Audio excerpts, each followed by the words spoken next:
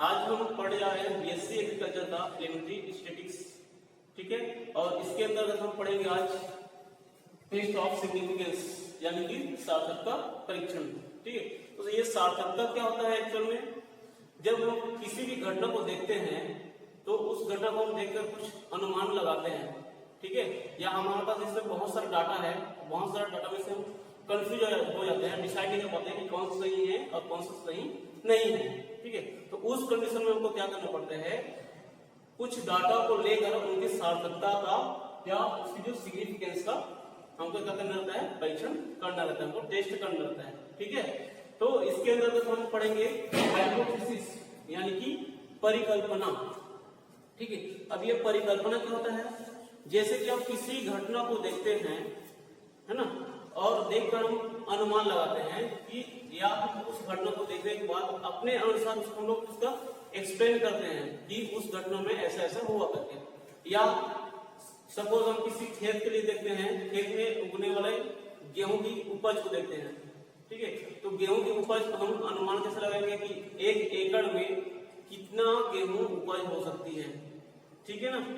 जैसे कि अब हम उसके लिए क्या करेंगे, या तो हम प्रत्येक पौधे का जो क्या बोलते हैं उसको, फल या फसल को इकट्ठा करते जाएंगे और उसके अंतर्गत जितने एरिया होता है उस एरिया को हम लोग मापेंगे और उसका हम लोग जितने भी हमारे पास फसल है उसको एरिया के माप से हम उसको डिवाइड कर देंगे, ठीक है।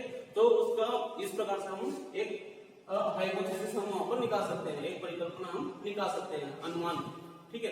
अनुमान में क्या होता है, एक एस्टिमेट हम बनाते हैं। तो हाइपोथेसिस के अंतर्गत होता है किसी भी घटना या किसी भी इवेंट या किसी भी डेटा का एक एस्टिमेट बनाना, ओके। अब उस एस्टिमेट बनाने के लिए हम क्या करेंगे, दो विधि रहते हैं, दो मेथड है यहाँ पर। फर्स्ट मेथड है नल हाइपोथेसिस यानी कि ये निराकरणीय परिकल्पना बोलते हैं, और सेकेंड यहाँ पर अल्टरनेटिव हाइपोथेसिस यानी कि वैकल्पिक परिकल्पना। तो आइए हम फर्स्ट देखते हैं यहाँ पर नल हाइपोथेसिस क्या होता है। तो नल हाइपोथेसिस में क्या होगा, हम यहाँ पर किन्हीं भी दो डेटा को लेकर उनके बीच जो अंतर होता है उसका हम व्याख्या करते हैं, यानी किन्हीं जो दो डेटा है हम उसी को एक्सप्लेन करते हैं, है ना।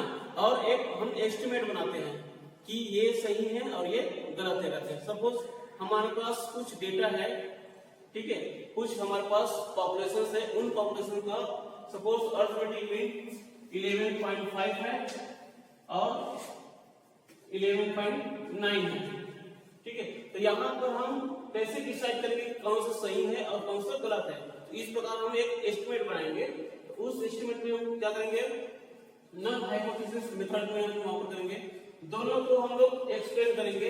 एक्सप्लेन करने के बाद हम यहाँ पर ये बता सकते हैं कि कौन सा सही है और कौन सा गलत है, ठीक है। यानी कि जो फसल का उपज है, फसल की जो उपज है वो 11.5 और 11.9 के बीच हो सकती है, ठीक है। इसी प्रकार से मतलब यहाँ पर क्या है, नल हाइपोथेसिस में हम सिंबॉलिक फॉर्म में उसको mu equal to mu not से इसको डिनोट करेंगे, ठीक है। यानी कि एरिया जितनी भी एरिया होगी उसी के अकॉर्डिंग उतनी ही वहां पर गेहूं की उपज होती है, पैदावार होती है, ठीक है। मतलब दोनों वहां पर क्या है, इक्वल है, ओके। अब ये अल्टरनेटिव हाइपोथेसिस, इसका यूज हम कहां पर करेंगे, जब हमको लगता है कि नल हाइपोथेसिस को वहां पर रिजेक्ट कर दिया गया है, स्वीकारा नहीं गया है, तो उस कंडीशन में हम क्या करते हैं, अल्टरनेटिव हाइपोथेसिस का यूज करते हैं, यानी कि वैकल्पिक परिकल्पना का उपयोग करते हैं, है ना।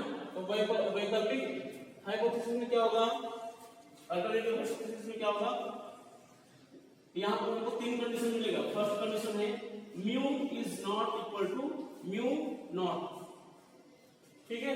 यानी कि वहां पर दोनों जो डेटा है वो इक्वल नहीं हो सकता, ठीक। ये हो गया फर्स्ट कंडीशन। सेकेंड कंडीशन है mu is greater than mu naught, यानी कि जो एरिया है, जितनी एरिया है वहां पर उपज उस एरिया से कुछ ज्यादा ही उपज हो रही है, ठीक है, यानी कि म्यू क्या है, इसका जो एरिया है वो बहुत ही कम है, लेकिन वहां पर उसका जो पैदावार है वो उसका जो उपज है वो बहुत ही अधिक हो रही है, ठीक है। थर्ड कंडीशन होती है, थर्ड कंडीशन में क्या है, mu less than mu not, ठीक। इसका मतलब क्या है, एरिया तो बहुत ज्यादा है हमारे पास, एरिया बड़ा है, लेकिन उसका जो उपज है वो एरिया के अकॉर्डिंग बहुत ही कम होती है, ठीक है। तो यहाँ ये जो तीन जो हमारे पास विकल्प है, इसको हम बोलते हैं वैकल्पिक हाइपोथेसिस, यानी कि अल्टरनेटिव हाइपोथेसिस, ठीक है। इसका हम यूज कब करेंगे, जब नल हाइपोथेसिस हमको नहीं मिलता है, यानी कि जहां पर हम नल हाइपोथेसिस को रिजेक्ट कर देते हैं, अस्वीकार कर देते हैं, वहां पर हम अल्टरनेटिव हाइपोथेसिस का यूज करते हैं, ठीक है। वहां पर हमको ये इस प्रकार से तीन कंडीशन मिल जाता है, ओके। उसके बाद हम पढ़ते हैं types of errors, types of errors. अब यहां पर हम एरर्स कैसे निकालेंगे, जैसे कि हम किसी खेत में या किसी एक एकड़ में, ठीक है, उपज होने वाली गेहूं की पैदावार को हम देखते हैं, ठीक है। तो वहां पर क्या होगा, जो गेहूं की उपज है उसको एस्टिमेट बनाएंगे, एस्टिमेट बनाने के क्या करेंगे हम, हो सकता है उस खेत के प्रत्येक पौधे से हम गेहूं को निकालेंगे, उसके बाद हम उस पूरे एरिया का माप लेंगे, उसके बाद फिर हम जितना भी फसल है उसको क्या करेंगे, एरिया से डिवाइड करेंगे, ठीक है। तो इस प्रकार से हमको क्या मिल जाएगा, एक नल हाइपोथेसिस मिल जाएगा, ओके। उसके बाद अब वहां पर एरर हम देखेंगे, तो एरर कैसे पता चलेगा हमको, यहाँ पर एक कंफ्यूजन होता है कौन सा सही है, जैसे यहाँ पर हम डेटा लिए हैं 11.5 है और 11.9 है, ठीक है। तो यहाँ पर हम कैसे जानेंगे कि कौन सा सही है और कौन सा गलत है, तो उस कंडीशन में हमको एक एरर पहचानना होता है, ठीक है। तो टाइप्स ऑफ एरर, यहाँ पर जो आपका हाइपोथेसिस का एरर होता है वो दो प्रकार का होता है, ठीक है, दो प्रकार का होता है। फर्स्ट टाइप क्या है,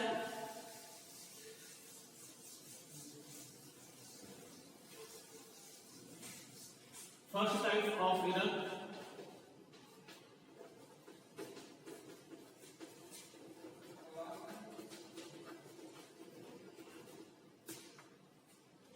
यहां पर क्या होगा, जिस कंडीशन में हम निराकरणीय परिकल्पना यानी कि नल हाइपोथेसिस को अस्वीकार करते हैं, यानी कि हमको ये लगता है कि नल हाइपोथेसिस गलत है ना, तो उस कंडीशन में हम क्या करते हैं, अल्टरनेटिव हाइपोथेसिस को स्वीकार लेते हैं, ठीक है।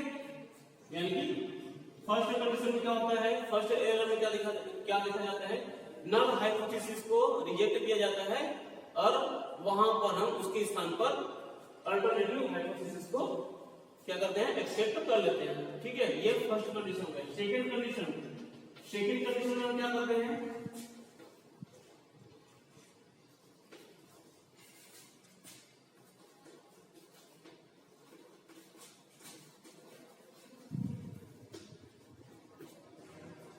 यहां पर हम क्या करते हैं, नल हाइपोथेसिस को रिजेक्ट कर देते हैं और अल्टरनेटिव जो हाइपोथेसिस होता है उसको हम एक्सेप्ट करते हैं फर्स्ट एरर में, ठीक है। सेकंड एरर में क्या होता है, जस्ट इसके अपोजिट होता है।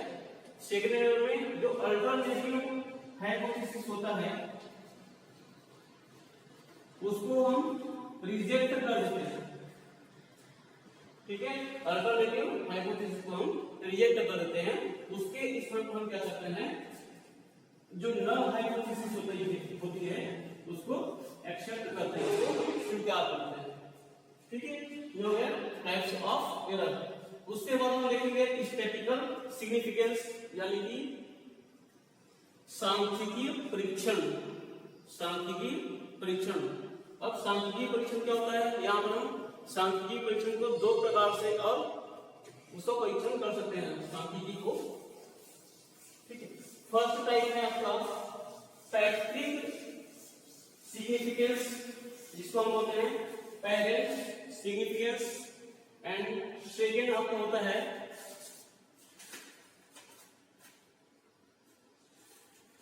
सेकेंड क्या होता है सैंपल साइज, ठीक है। यानी कि पेरेंट सिग्निफिकेंस को देखते हैं और सेकेंड है आपका सैंपल का साइज देखते हैं, ठीक है। दोनों को लेकर ही हमको यहाँ पर 3 कंडीशन मिलेगा, ठीक है। तो उसी के बारे में इसकी पेरेंट्स को देखेंगे पहले, पेरेंट सिग्निफिकेंस,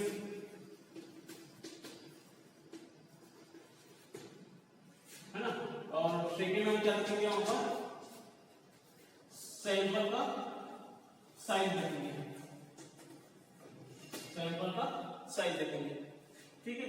तो यहाँ पर 3 कंडीशन आता है इसी दोनों को लेकर। फर्स्ट कंडीशन में